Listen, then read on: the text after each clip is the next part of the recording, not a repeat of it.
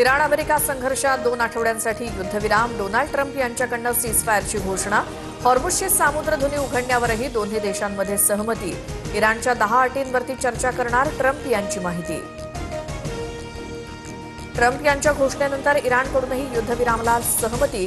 अमेरिकेनं हल्ला न केल्यास आम्ही देखील करणार नाही. इराणचे परराष्ट्र मंत्री अराघची यांचं विधान.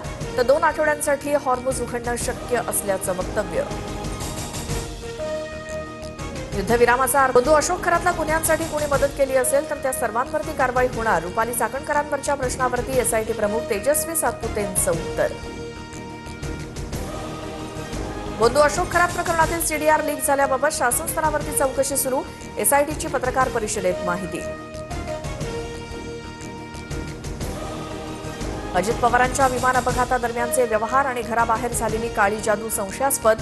बंधू खरातच्या सहभागाचा संशय, तपासाची गरज. रोहित पवारांकडून आरोप करत कारवाईची मागणी.